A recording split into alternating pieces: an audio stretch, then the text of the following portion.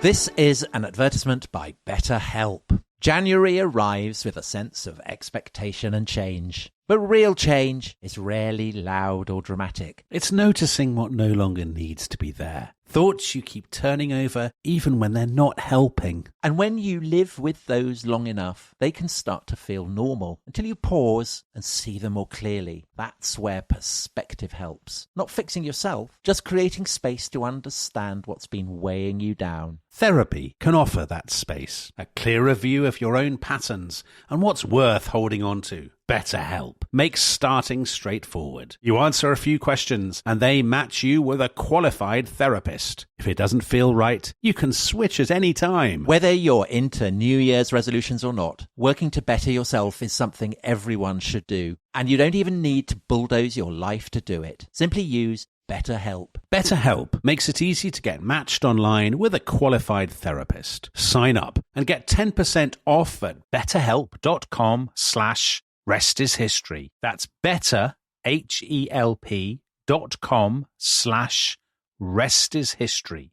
This podcast is brought to you by Carvana.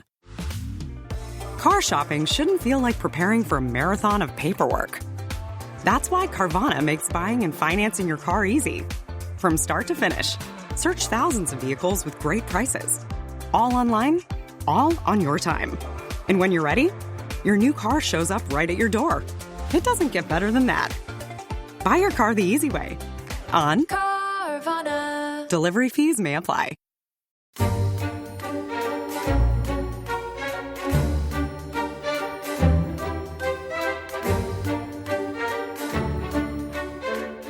What a disappointment this century has been. We have seen in every country a dissolution, a weakening of those bonds, a challenge to those principles, decay of faith, an abridgment of hope, on which structure and ultimate existence of civilized society depends. We have seen in every part of the globe one great country after another, which had erected an orderly, peaceful, and prosperous structure of civilized society, relapsing in hideous succession into bankruptcy, barbarism, or anarchy. Can you doubt, my faithful friends, as you survey this sombre panorama, that mankind is passing through a period marked not only by an enormous destruction and abridgment of human species, not only by a vast impoverishment and reduction in means of existence, but also the destructive tendencies have not yet run their course, and only intense, concerted, and prolonged efforts among all nations can avert further and perhaps even greater calamities. Tom Holland, who is that? Well, it's not Liam Neeson.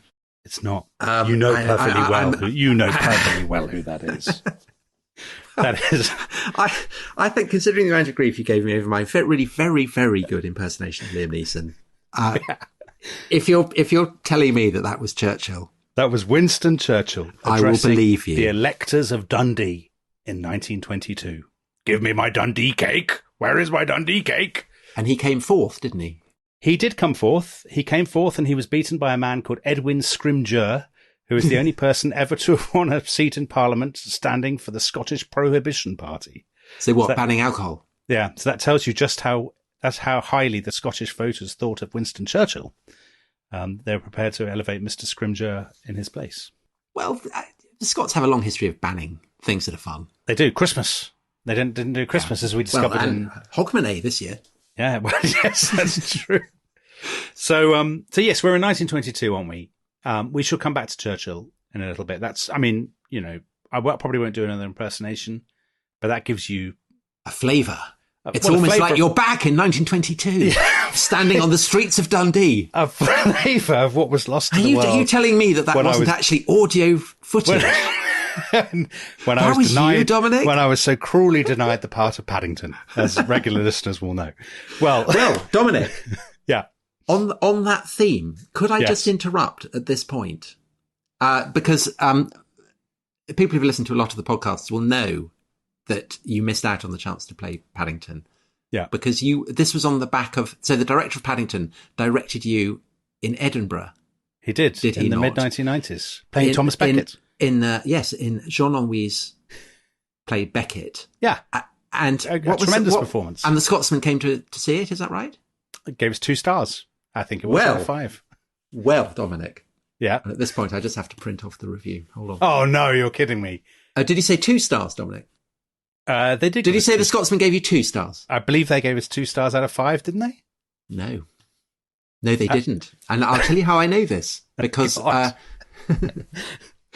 Rebecca Stubbs, friend of the show, yes, keen listener, someone who very generously sponsored me to show her and her family around Roman London in aid of my benefit year. She informed me just a couple of days ago that her husband was the producer of that show. And he's kept the review. Well, must be good then if he kept it. Which I can now read. Please do. And Dominic, I'm afraid the Scotsman only gave you a single star. Oh, 1 star. I thought it was 2. Gave you 1 star. In years to come, the cast of Henri's Becket will regale dinner guests about their opening night at the 1995 Fringe. Well, I do. They will tell of the stumbled lines, fumbled set changes, creaking chairs, creaking floors, creaking dialogue. Well, the dialogue's not happening. I mean, that's John Henry's fault, surely. of the guitar that appeared in the 3rd act, only to resound again as it hit the floor off stage in the 5th, of the tourist who wandered in through an exit, followed 10 minutes later by a mime artiste in full makeup.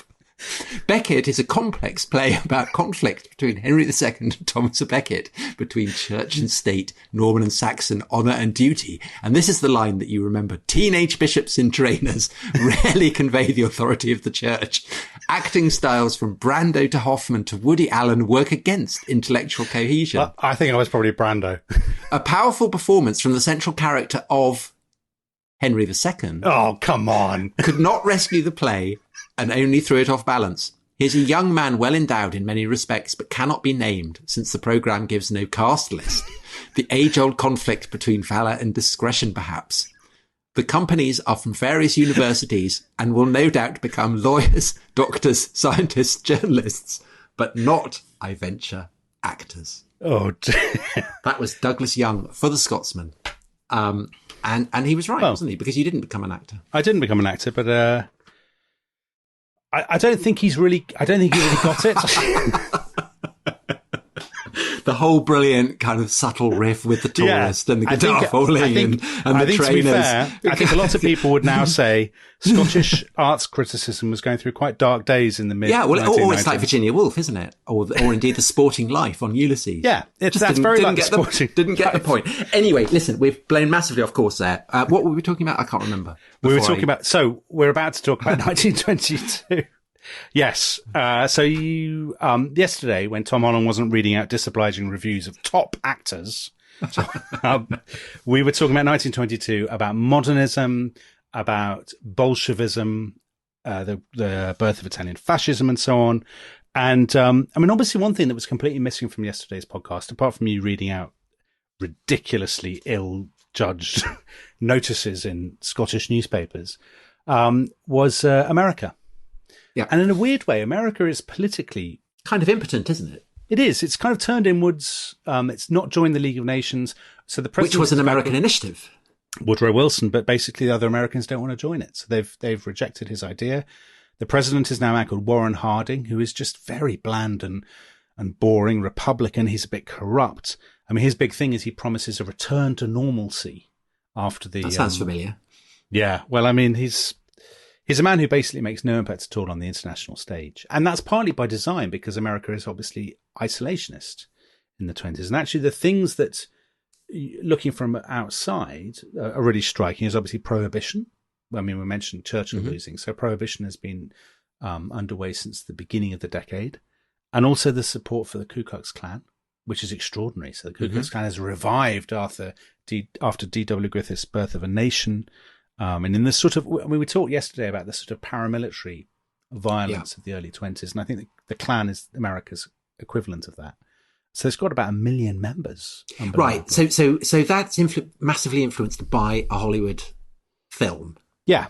And film, I suppose, is the big thing, isn't it? I mean, film is and I guess that what you'd say is that America is maybe politically, it's retreated from the stage, but this is the age where popular culture, it's America is for the first time absolutely the popular flavour of the month. I think so. This is the jazz age. Yeah, you get the talk of Americanization. Hollywood. People talking about the Americanization of the world, and Hollywood, as you say. So it's interesting actually when you look at 1922. Three very significant firsts. Well, I mean there are lots of significant firsts, but Charlie Chaplin moves into feature films from doing the short films he'd done earlier. Chaplin is the most famous man in the world, isn't he? At this time, he probably is. Yeah, I think he probably is. So he has joined up with Douglas Fairbanks and Mary Pickford to form their own kind of studio. He wants to move into serious feature films, but you also have Walt Disney doing his first animated films, and Hitchcock in England. So Hitchcock does a film called Number 13 that is now completely lost. But you see, say Disney is probably the biggest of those. Disney is the huge thing because Little Red Riding Hood is the first, but you got Cinderella coming out at the end of the year, and also you've got the kind of the escalating expense on blockbusters. So you mentioned Griffiths, who then from Birth of a Nation went on to make Intolerance, but then Intolerance gets lapped in this year by Robin Hood, made by that's Douglas Fairbanks, isn't it? Douglas Fairbanks, which is the most, by far the most expensive film almost ever made. $1.5 million, I think. And it makes it back. A fascinating thing about but Robin Hood is the first film to be given a proper Los Angeles premiere, and the name of the. Do you know the name of the cinema, Tom? It would appeal to you because it will allow you to talk about something that I know you're very interested in. Oh, what? The cinema is Grauman's Egyptian Theatre.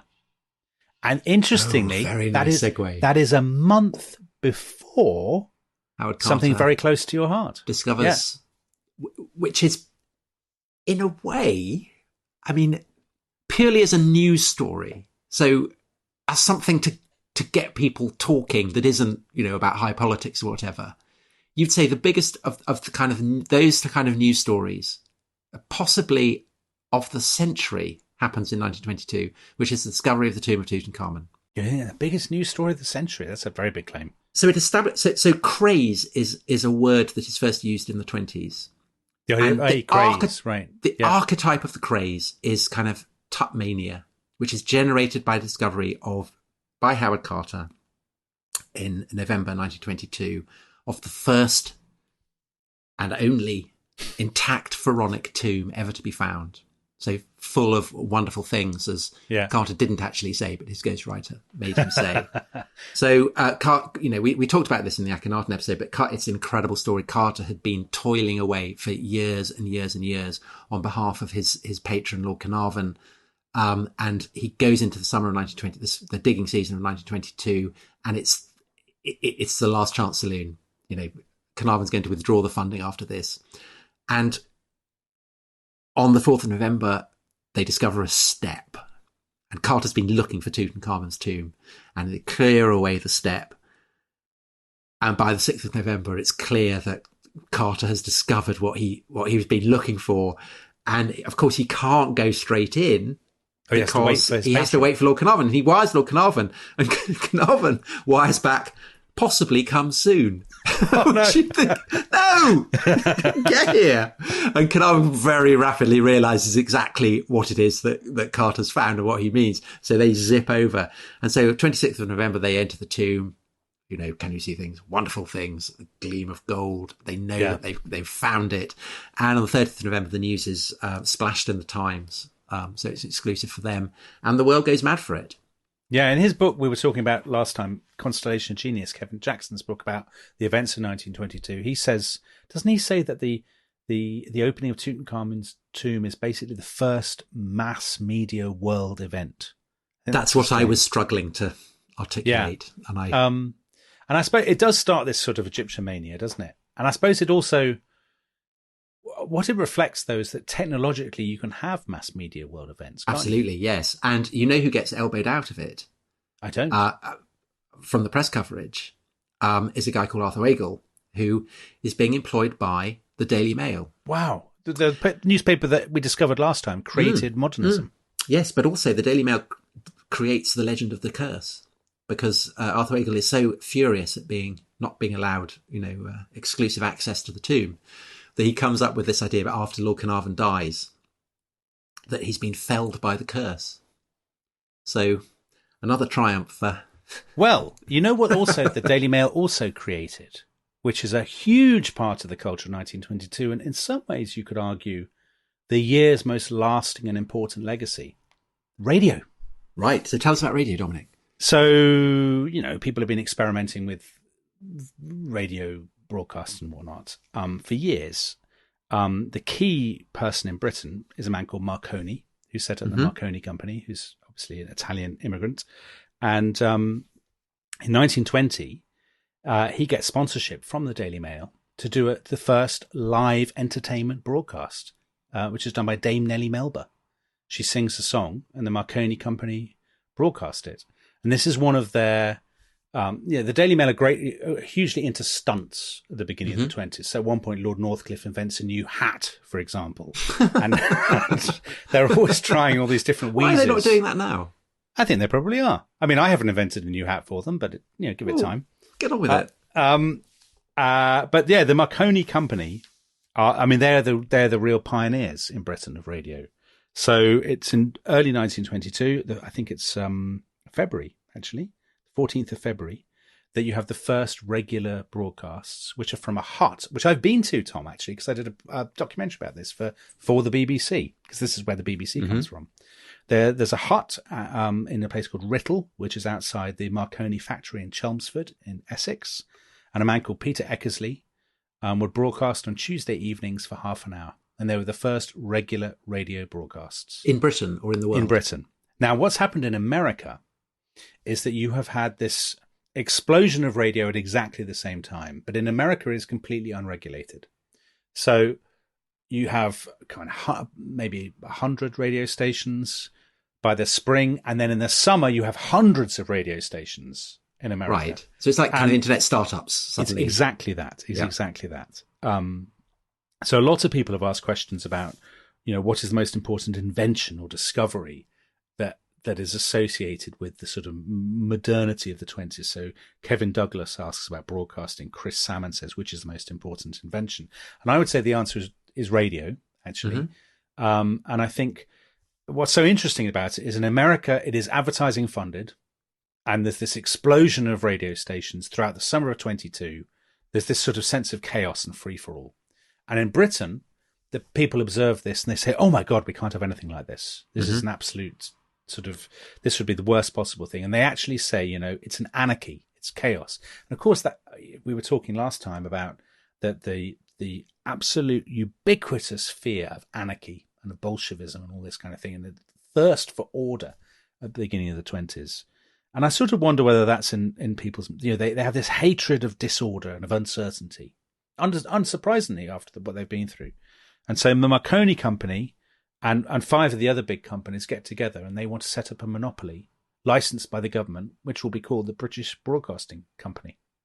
And that's what basically happens. And that's what happens. So they get together, and by October they have formed what becomes basically the BBC. And the BBC starts its first regular radio broadcasts on the 14th of November 1922. And to listen to them, you need a radio set, which they're not cheap, and you have to pay a 10 shilling license fee. And the license fee... So right from the beginning, the license fee is there. The license fee is there right from the beginning. What isn't there right from the beginning is complaining about the license fee, which comes in later.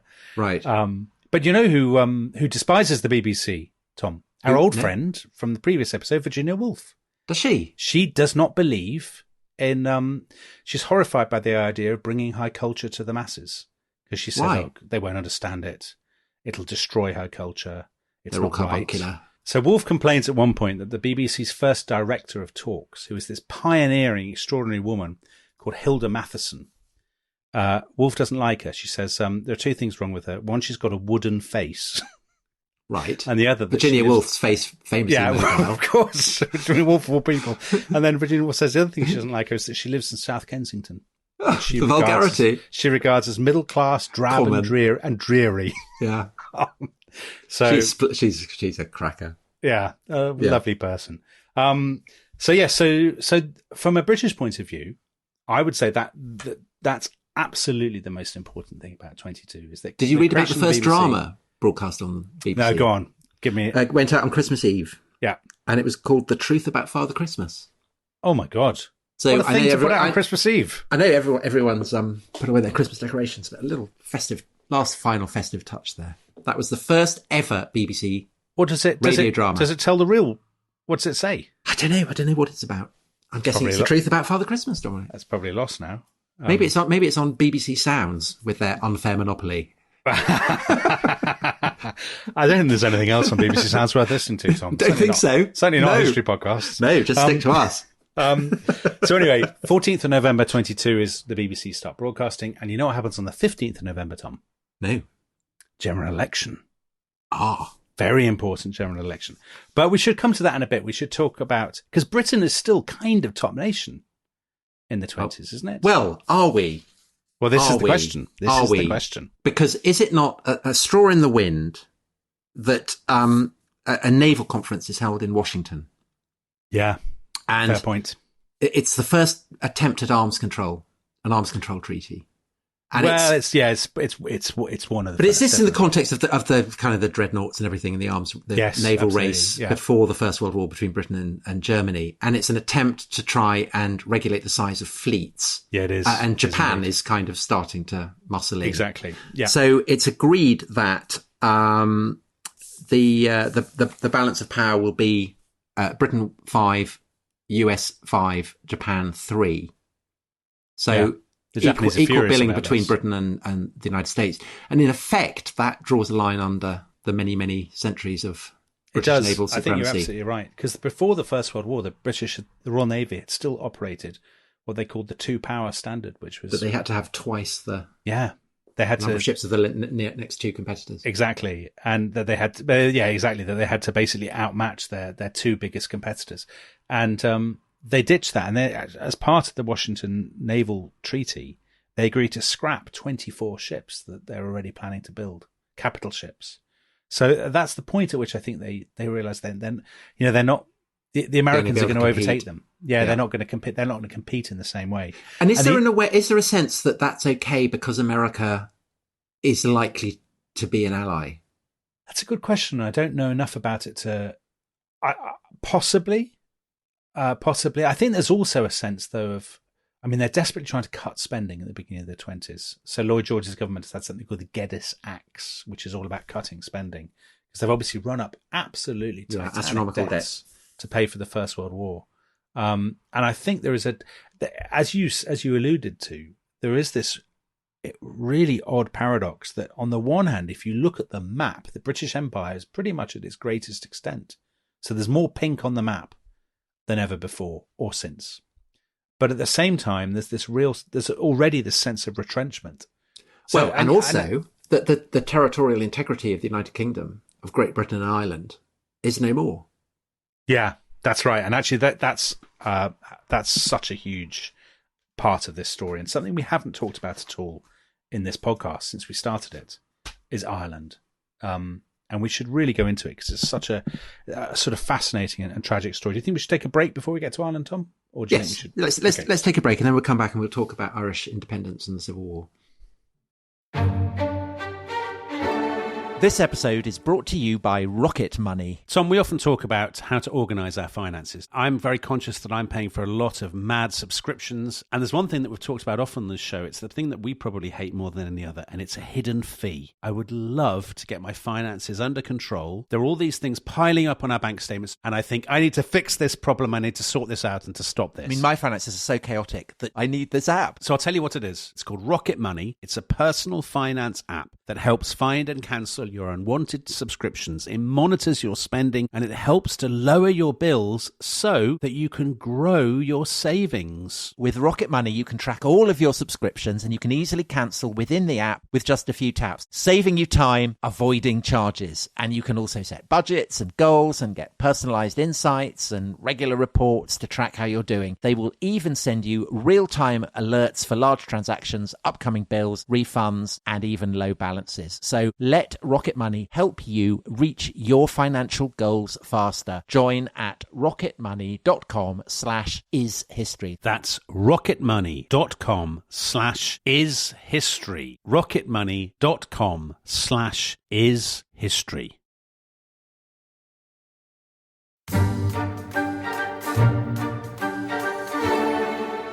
What is that sound high in the air, murmur of maternal lamentation?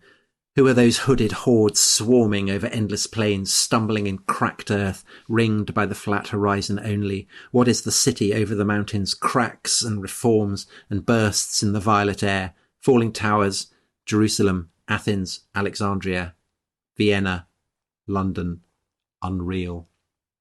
T.S. Eliot, The Wasteland, we talked about in the first part. You didn't do it in T.S. Eliot's voice. That's all I'll say.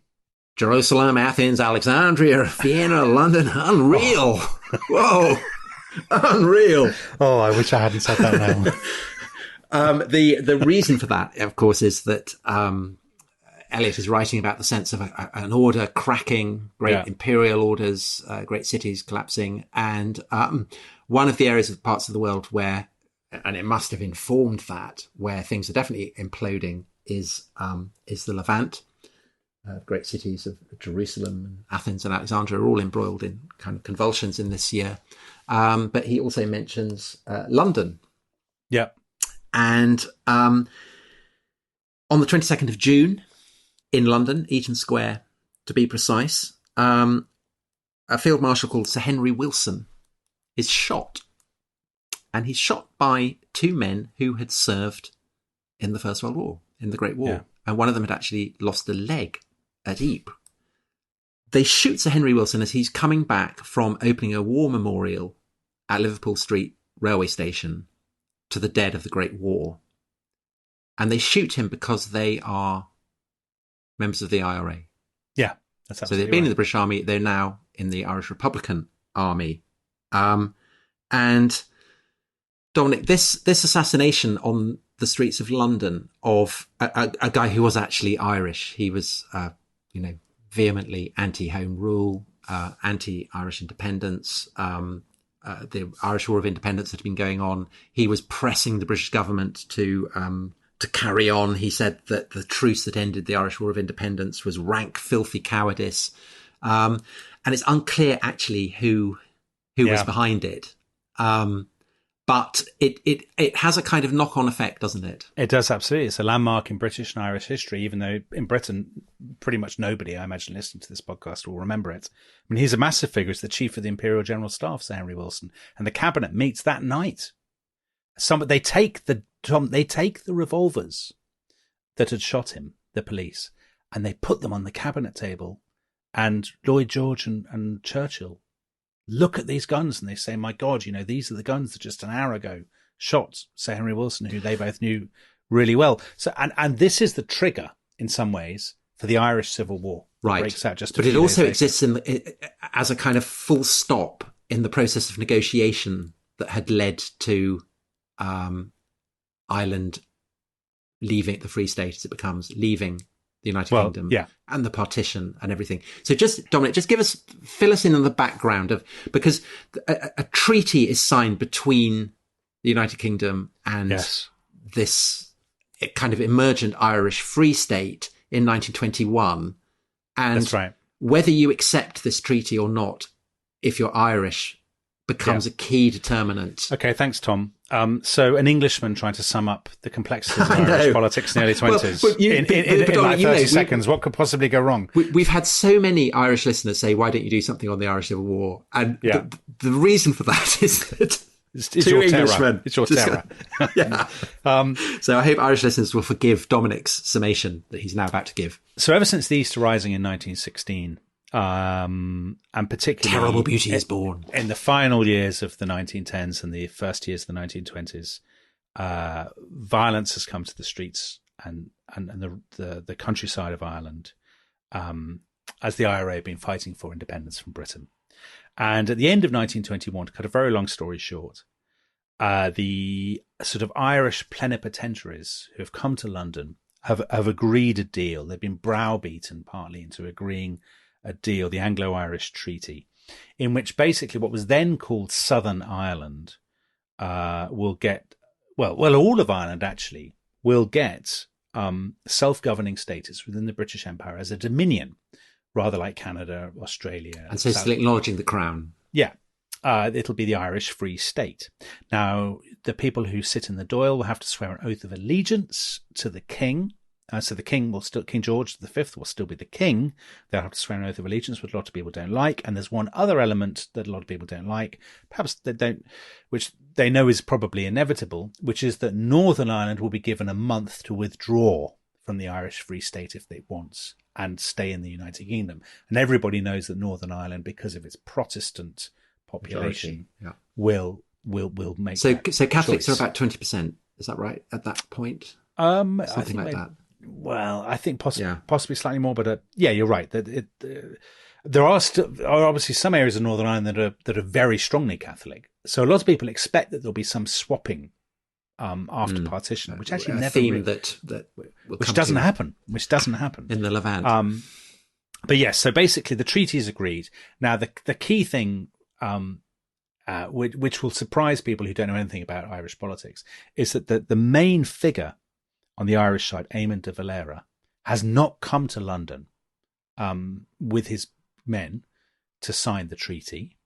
There are all kinds of theories about and speculations about why he doesn't do it. Some people say that basically he doesn't do this for cynical reasons because he doesn't want to be associated. Doesn't want to dabble his fingers in the blood of compromise. He knows that they'll have to compromise and he doesn't want to be party to it. So basically what happens is when they bring the treaty back, the key guy, by the way, in negotiating the treaty is a man called Michael Collins. And has he been the hero of a film? He's played by Liam Neeson. Yes, he is. Tom, can you do a Michael Collins? I will find you and I will kill you. Is it that, or as you would say, I will kill you? Let's reverse. I should never have mentioned this. No, well, anyway, if you want to hear Tom's version of Liam Neeson, you should listen to our podcast on the CIA. It's gone down as one of the landmark impersonations in modern cultural history. But anyway, Michael Collins was the head of intelligence for the IRA. He's everybody in the British side says this is a tremendously impressive young man. I mean, he does look a bit like Liam Neeson, actually. He does, yes. He doesn't look like you. I don't think he looks like you at all. No. I don't think you could play I mean, I can play Thomas Becket and Paddington. Admittedly, only to a one-star level. I could play him on a BBC radio drama because obviously the power of my my accent and voice. You could. Is that convey? Are you pitching for work? I am in the centenary production. What could possibly go wrong? So anyway, Collins comes back with the treaty. De Valera doesn't like it, so it passes the Dáil, the Irish Parliament. But De Valera, it passes by 7 votes, but De Valera doesn't like it at all. And De Valera actually campaigns against the treaty that his own allies have negotiated. So he basically says the IRA will wade through the blood of the soldiers of the Irish government to get their freedom if necessary. So basically the stage is set for the Sinn Féin and the IRA to fall out among themselves. Because they're all Sinn Féin. They're all Sinn Féin. So actually Ireland has a general election in June, 4 days before the murder of Sir Henry Wilson, where there are two Sinn Féin parties running against each other, one pro-treaty, one anti-treaty, and the pro-treaty win. But what's also complicating things is that there's still quite a lot of violence on the ground. And in April, some anti-treaty IRA men have occupied the Four Courts complex in Dublin, which is this big sort of complex of courthouses. As a part of they think that by occupying these buildings, they will provoke British reprisals, and that will allow the war. That would mean the war to start up again. Yeah, and that will unite all the now. So they're there in the Four Courts, and the British have not yet react. The British haven't reacted for once, unbelievably. But also, they still have possession of Dublin Castle. I think they still have. There are still British troops. There's a British military. garrison. They've got guns and artillery and all kinds of stuff. Exactly. So the British are poised, but unbelievably, for once in the entire history of Ireland, the British stay their hand. With restraint. Exactly. So normally, what happens, and even in the 70s, is the British make absolutely catastrophic decisions and are far too heavy-handed. But for once, they don't do anything. But that night after Sir Henry, you mentioned Sir Henry Wilson. Sir Henry Wilson is killed, and the British say, "Okay, we've had enough." They blame this. Some people think possibly wrongly on the men who have taken over the Four Courts complex in Dublin. Well, is it not a possibility that Michael Collins was actually behind Yes, it is. That he'd given the order but then forgotten about it? It is a possibility. It's incredibly unclear who gave the order to kill Sir Henry Or Wilson. indeed, if anyone did, that maybe these two men just did it. Exactly right. The British side, Lloyd George and Churchill, who are the kind of prime movers in the governments at this point in their relations with Ireland, they basically say, okay, enough is enough. Get your house in order. If you won't kick these guys out of the Four Courts, we're going to. We will do it for you. And so, on the 28th of June, so that's 6 days later. Well, they actually, I've got that wrong. Do you know? They say to the British garrison, it's time for you to act. And actually, the commander of the British garrison, he says, I'm not sure. He says, I think we should wait and give Collins a chance to do it first. And so again, unbelievably, a British general, which Collins then does, and. You know what, W.B. Yeats, we've had a lot of poetry in this. Actually, Yeats, we had Yeats in the episode on the Rubicon. Did you see what Yeats, it's quoted by Kevin Jackson in Constellation Genius, what Yeats said on the morning of the 28th of June? I don't. You're going to tell me, though. All is, I think, going well. And the principal, I think Yeats spoke like that, didn't he? All is, I think, going well. And the principal result of this turmoil will be love of order in the people and a stability in the government not otherwise obtainable. Oh, my God. Which, you don't go to Yeats for political prognostications. Yeah, so he's a great poet, but as a political pundit, he's maybe... He said that on the very morning that the war started. He said that on the very morning of the start of the war on the 28th of June when Collins goes in hard against the anti-treaty men. Yeah, so Collins basically orders the recapture of the Four Courts, and that starts a week of very heavy fighting in Dublin. And then basically the Irish Civil War, the Irish government, so Collins, the pro-treaty forces quite quickly capture all the major towns, so Cork and Waterford and so on. But the guerrilla fighting goes on, and Collins himself is ambushed on the 22nd of August, and is killed. Outside Cork in County Cork. Do you know who else gets shot at in the Irish Civil War? You're going to tell me. Who we've mentioned in this podcast yesterday. We mentioned yesterday. Who did we mention yesterday? Lenin. It was obviously Irish. him. No, it's Irish. Is it James Joyce? It's not James Joyce, but you're in the right ballpark. It's Nora Barnacle. So Joyce's wife by this point, originally from Galway, and she goes with her two children back to Galway. And obviously, she's married to James Joyce, so they're not interested in international politics at all. Right. They haven't noticed there's a war on. So she goes to her house in Galway and discovers that it's being used for target practice. So she thinks, I'm not sure about this. So she gets on the train, and then people start shooting at the train. Oh, my word. Man, Joyce was wise to stay in Zurich. Yeah, he was. And so she gets to Dublin and goes back to Paris. I think she never gets back to Ireland, I think. Well, you wouldn't, would you, if you were shot at? No, I think so. So she has an experience of it. So it's quite a sort of grim story, all things considered. The death toll, I have to say, by comparison with some of the other death tolls we've been talking about in these 1922 podcasts, it's not massive. I mean, probably more Irish people die in the Civil War than in the War of Independence, oddly. So probably about 2,000 people die. And there are also some pretty horrific killings in Belfast. So there are kind of what people call, perhaps with pardonable exaggeration, they kind of call pogroms of Catholic civilians. So there's a killing of the McMahon family, and there's what's called the Arnon Street killings in the spring of 1922. But in general, so about 2,000 people probably die in the Irish War of Independence. And they're always burning down country houses, aren't they? Exactly. A lot of country houses are kind of sacked and despoiled and so on.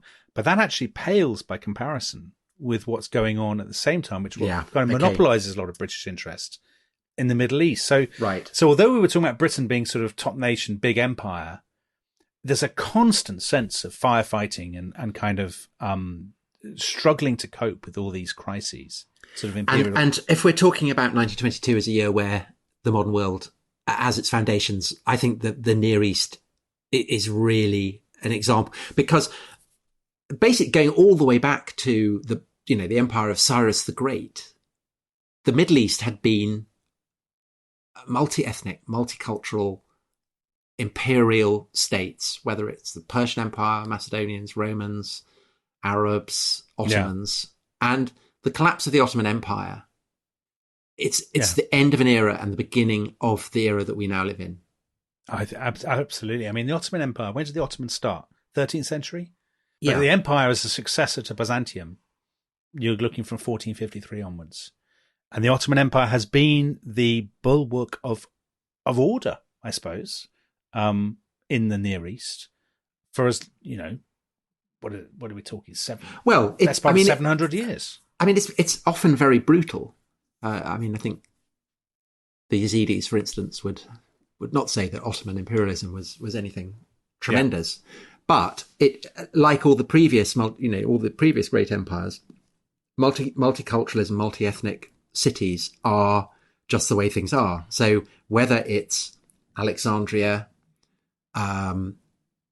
whether it's Smyrna or Izmir, as the Turks call it, whether it's Constantinople or Istanbul, as it will become, these are great polyglot cities full of merchants from across the Levant, so Greeks and Turks and Jews and Syrians and Egyptians, and they're all mixed up. And what happens in 1922 is that you start to get the population swaps that you don't get in Ireland in this period, where basically the idea of ethnically based nation states or faith-based nation states starts to emerge from out of the kind of very, very ancient chrysalis of this idea of the universal empire. And it's a horribly bloody process. It's extraordinary in some ways that the Ottoman Empire is still a legal entity as late as 22, because they've lost the First World War. The British have taken over. The British and French have taken over in the Levant, haven't they? Yeah. So the British have been in Palestine, but I think you have a fact, don't you, about the League of Nations only approves the British mandate.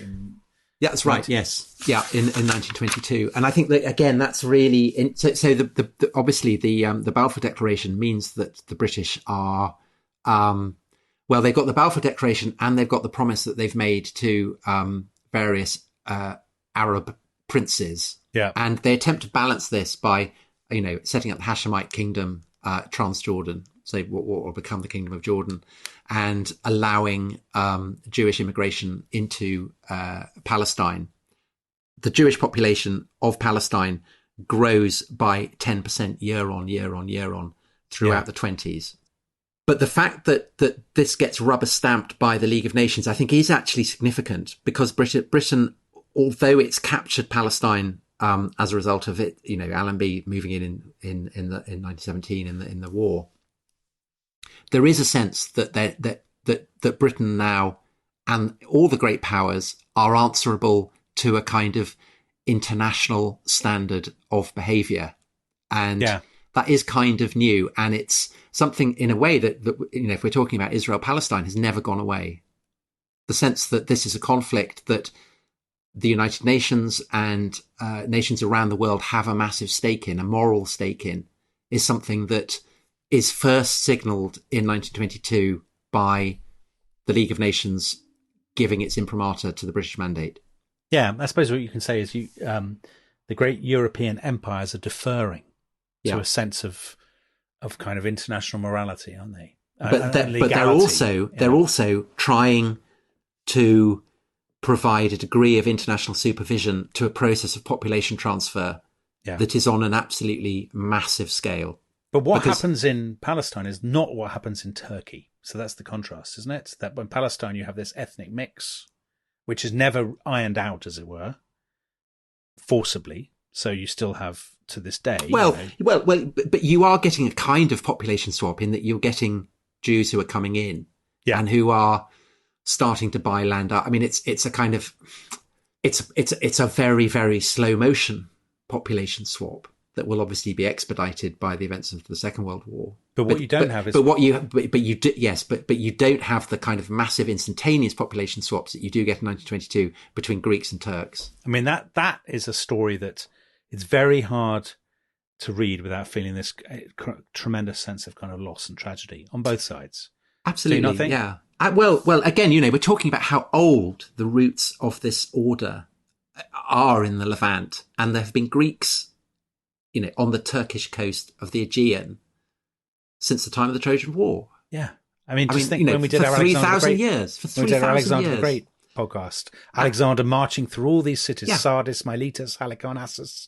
Yeah. And that world is about... And Constantinople was a Greek-speaking empire. Yeah. And all of that is lost. And in a way, the Greeks bring it on themselves. I mean, it's a kind of land grab. They're trying, after they've been on the Allied side, the Turks have lost, and the Greeks say, what we want as our reward is to revive the Byzantine Empire, basically. I suppose you can see it from. Of course, everything is up for grabs in the collapse of the Ottoman Empire, but no one knows what's going to happen. The Greeks have invaded. Yeah. They have overreached. They've marched. So in 1922, they get defeated at the Battle of Sakarya, which is the furthest that they get into Anatolia. And they're defeated by Mustafa Kemal, who was the hero for the Turks of Gallipoli. Yeah. And he then drives the Greeks back. And the great, great tragedy, horror, atrocity is in September, the burning of Smyrna, Izmir. One of the great, great melting pots of the Mediterranean, which gets absolutely wiped out. Yeah, about 100,000. I mean, we're talking about death tolls. 100,000 people probably died. Yeah, in the sack of Smyrna. So basically, what happens is, as you say, the Greeks have overextended themselves. The Turks pushed them all the way back to Smyrna, and then the Greeks and the entire Greek and Armenian population of Smyrna and all international citizens are on the quayside, basically. And the city is burning, and a lot of them don't have time to get away. And Mustafa Kemal does give orders to his army to restrain themselves, don't kill any civilians and stuff. But as both armies had throughout this war, I mean, it's an incredibly horrible story. Both the Greeks and the Turks had committed endless atrocities against civilians in the course of the war, as is inevitable, I suppose, when you have a war that is driven by a kind of sense of national and ethnic sort of self-affirmation. And I'm sure that's what Eliot is kind of alluding to in his image of cities, unreal cities cracking and reforming. And there's somebody from Smyrna in the Mr. Eugenides, the Smyrna merchant. Yeah. So there are echoes of it throughout the wasteland. But I think that establishes the geopolitical contours of the Near East. Of Greece, of Egypt, of Israel, of Palestine, that we still have. But what it also does, Tom, in a way that, in a really surprising link, it helps to create modern British politics. Okay, so tell me about that. So this is a really fascinating story. So Mustafa Kemal has taken Smyrna. He has basically taken Ionia, the region that the Greeks wanted in Asia Minor. There's one bit left, and that is Constantinople and the area around Constantinople and eastern Thrace. And that is being occupied by the Allies, by the British and the French. And at the end of September, Mustafa Kemal is closing in on this area. So this is in some ways the last act of the First World War. Mm-hmm. He's closing in and the British are there. And Lloyd George and Churchill, who I talked about before with Ireland. So Lloyd George is the Prime Minister. He's the former he's still a Liberal. But he's basically sold out most. He's not a friend of this podcast, I think it is fair to say. No, you're very hostile to him. He's just basically an absolute, to my mind, an absolutely terrible man who's Hemingway adored him. Yeah, but Hemingway adored kind of great men, didn't he? Yeah, as Churchill did. Lloyd George has abandoned a lot of his old kind of Welsh radicalism. He's become a very establishment figure. He's been Prime Minister too long. He's incredibly corrupt. And they sit there in Downing Street and they say, if the Turks attack, we must go to war. And so two interesting things happen. First of all, they say, we and the Empire will go to war against the Turks. So we'll now, we'll throw Britain. Churchill, who has completely not learned his lesson from Gallipoli. Yeah, let's have another crack. Yeah, let's have another go. Worked brilliantly last time. And one interesting thing that happens is that Canada, Mackenzie King, the Canadian Prime Minister, says, they say, just to check you're all on board with this. And he says, no, I'm absolutely not on board at all. Britain must stop assuming that Canada will just pitch up and throw our men into battle. So that's talking about straws in the wind for the Empire. That's a really, really telling and important moment that Canada is not going to be just an appendage to Britain anymore. A blank check. But the second thing is Lloyd George is leading a coalition government, and many of the Tories are absolutely sick of Lloyd George.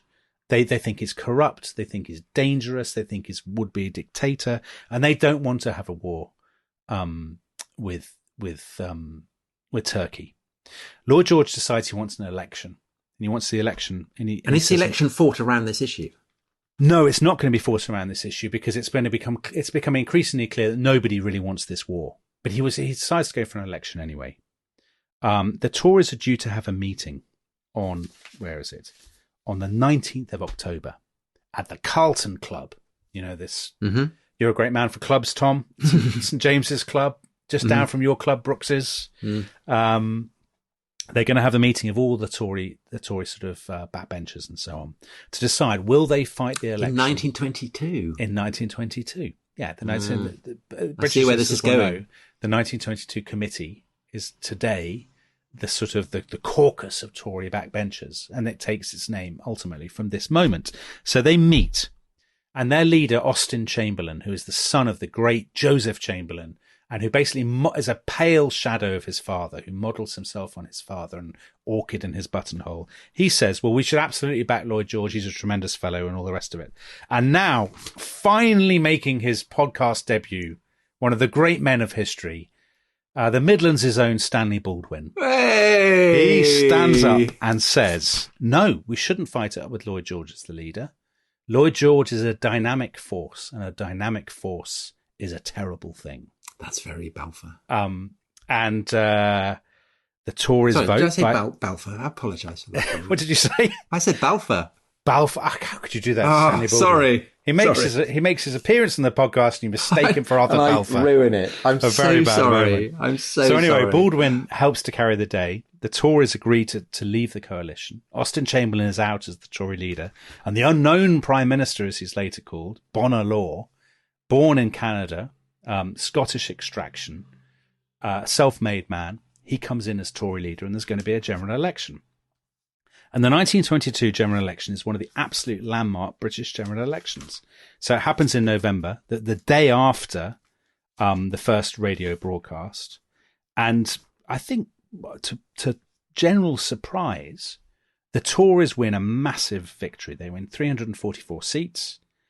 The Liberals, who had been the party of government taking Britain into the Great War, they're nowhere because they're divided between Asquith and Lloyd George. So Asquith gets 62 seats, Lloyd George gets 53. The Liberals are split, doomed, destroyed by the electoral system. And it is another party coming up on the left flank. It is. The Labour Party, which has never before been one of the top two parties, comes second under its leader J.R. Clines. Now, J.R. Clines is utterly forgotten. I've never heard of him. I would bet that of the listeners to this podcast, of the tens of thousands, hundreds of thousands of listeners to this podcast, millions, none but a handful will have heard of J.R. Clines. So he's from Lancashire. He's an Irish background. He went to work in cotton mills at the age of 11. Learned the Bible and Shakespeare and Milton by heart. Great. He is a man. That's the kind of Labour leader we want. He is the kind of Labour leader you like. And he leads them to 142 seats. And from this point onwards, I mean, there are going to be two more elections in the next 2 years, but ultimately from this point onwards, British politics will become a fight between a middle class and Tory party that wins maybe 1 in 4 working class votes, and a Labour Party that wins the other working class votes and the kind of old high-minded kind of bohemian types who had voted Liberal in the past. And that's so this going is to be the strange death of Liberal England. This is the death of Liberal England. But the great commentator on politics in this period, Tom, you know who the great commentator on British politics in this period is? Is it? Yes, I do know, and I'm not going to spoil it. So you tell me, Dominic. Yeah. So he says they put it this way: there are 4 sorts of people trying to get to be rulers. They all want to make things better, but they want to make them better in different ways. There's conservatives, and they want to make things better by keeping them just like what they are now. And there's liberals, and they want to make things better by altering them just a bit, but not so that anyone would notice. And there's socialists, and they want to make things better by taking everyone's money off them. And there's communists, and they want to make things better by killing everyone but themselves. And you know who that is? Just William. It is. Well, it's William Brown's friend, Henry, who is the brain box of the gang, the Outlaws. And Just William, a lot of British listeners to this podcast will know, he is the ultimate naughty schoolboy. And he's created in 1922 by the writer Richmond Crompton, very conservative novelist. And she writes these stories for women's magazines, and they become tremendously popular and end up selling millions and millions of copies. I've kept Martin Jarvis in work for the rest of his life. Who does the brilliant audio books of them? And William is an absolutely tremendous, and the stories. He's a tremendous creation. The stories are the most brilliant viewpoint, sort of window into the everyday anxieties of kind of Middle England in the 1920s and 1930s. They're full of all these sort of do-gooders and League of Nations enthusiasts and prohibitionists who are always moving into the house next door and trying to get William involved in their schemes. And William always undermines their schemes and destroys them, and it ends up with all the boys having a massive fight. It's a sort of... they're great. They're great. Well, I think that's a wonderful note on which to end our tour of 1922. And Dominic, you have completely convinced me that the modern world began. There is just one last question. Yes, I know what it's going to be. I know exactly what it's going to be. So it's from a friend of the show and a titan of tech. Would you like to read it out? It's from Mark Andreessen, who I think is the co-inventor. I think he would say co-inventor. We'll call him the inventor of the web browser, of Netscape. And he says, how long did the modern world actually last? I nominate approximately 1965, but I'm curious what you guys think. 1965 is quite a good call, I think. I mean, it depends how you're defining modernity, doesn't it? I mean, would you end in... Well, Mark Andreessen would...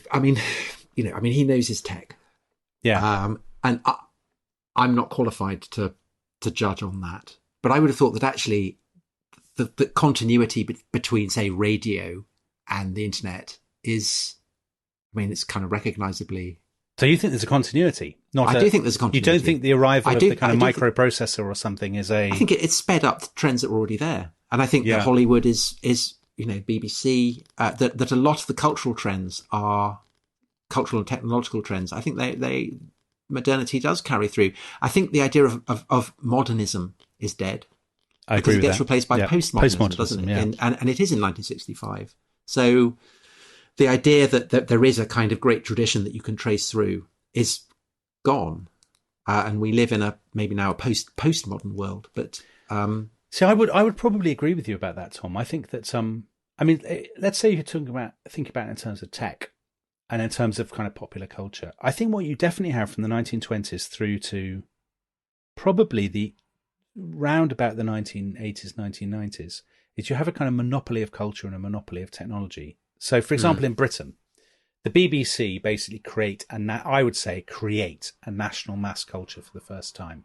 A sort of a recognisably modern national mass culture where people in completely different parts of the country are watching and listening to the same things, sharing the same cultural references, where there is a unified national kind of cultural vocabulary and so on. And with something like Hollywood, you have the same thing. So you can, if you've seen Star Wars in 1977, everybody else has seen it too. If you've seen Gone with the Wind, everybody else has seen it. That doesn't exist anymore. We have a much more fragmented culture that has moved away. The gatekeepers are gone. The monopolies are generally completely gone. And I think also there's a kind of ideological suspicion of that kind of culture. So, I mean, both Ulysses and The Wasteland depend on a shared culture that people will recognise. On a canon, because they're engaging with a canon. On a canon. Yeah. Whereas now that the very idea of a canon is regarded as oppressive and white supremacist and so on. And in that sense, modernism, is rather than being the kind of the grave digger of that idea of a canon and a great tradition and the that line of what would now be called dead white European males handing out great works is kind of the last hurrah for that tradition. Yeah, I think that's fair to say. And obviously, you take something like the BBC, began in 1922. The BBC is not an antidote to the canon. It absolutely enshrines the canon, produces endless iterations of it, but is now, in 2022, being left behind by the fragmentation of global culture. The other thing I suppose I would say is so much of what we talked about is about the Russian Revolution, the reaction to the Russian Revolution and the rise of communism, the idea of a struggle, a titanic struggle between communism and capitalism. That runs right through politics from the early 1920s to the end of the 1980s and then disappears pretty much. Well, of course, the other thing that's changed, and again, I think this idea that the modernity of 1922 does kind of end, is that in this, we've done 2 episodes. We haven't talked about China, haven't talked about India, haven't really talked about Japan, haven't talked about Africa. Yeah. We can talk about 1922 from an almost exclusively American and European perspective, and that may reflect, the our blinkered perspective, but I don't think it does entirely. I think it reflects the fact that this was still a world that was ordered by the European powers and by America, and you do have Japan kind of emerging in the distance. But that's no longer the case. We now live in a multipolar world that would have been unimaginable to people in 1922. Yeah, I suppose, Tom, 100 years from now, will 1922 seem important? Maybe it won't, because the focus will have changed so much. Yeah, I think so the British Empire will seem such a relic. Joyce and Eliot will no longer seem like huge cultural titanic figures in the way that they do now. Well, I'm not sure they even do now. I mean, I think that particularly Eliot is regarded with high suspicion. Do you think so? Yes, as a kind of, reactionary conservative. And even Joyce is... He hasn't been cancelled, surely. No, he hasn't been cancelled, but he's a dead white European male. He is. It's true. So, who knows? However, I think what will be remembered, and rightly, what will be rehabilitated, is that landmark performance that you talked about at the beginning of the podcast. The 1-star review. See, I thought we had 2 stars. No, I'm afraid. You know what? I'm going to post that review on Twitter. I think that review. I'm going to post that review on Twitter so that people can see that I'm not lying. I think your newspaper copy's just faded or something. I'm sure there were 2 stars. Well, I'll post it, and listeners can judge for themselves. Let's hope. And you know what else? Where else I'll post it? I will post it on the Discord chat. Oh, very good. For Rest is History Club members. Yes, and I might also post some other things that Rebecca sent. What? No, yes, there are. Well, your playbill and your poster and all kinds of things. Do I look good in it? You look fabulous. So I'm going to post that exclusively on the Discord. So if you want to see those, you're going to have to join members. The rest. I'm worried that that's actually a disincentive. But actually, on the incentive front, just one quick reminder: you will get, if you join the Rest is History Club, bonus episodes. restishistorypod.com. You get bonus episodes. You get a live stream. You get ad-free episodes, access to the archive. You get all these kind of goodies. And if enough people join, of course, we never need to promote it again on the podcast, and everybody will breathe That's true an enormous sigh of relief. And we're doing our next live episode, we're doing on reputations, aren't we? Yes, on historical reputations. We haven't quite fixed a date for that, but it will be next week or so. And that will be on reputations, how they evolve, how they change, who goes up, who goes down. Yeah. Well, a lot of the people we've talked about on these episodes. Yes, exactly. Churchill is a classic example. Anyway, we shall deal with this in due course. So thank you so much for listening. Have a very happy 2022. Let's hope it works out rather better for us all than 1922 did. All right. Bye-bye. Bye-bye.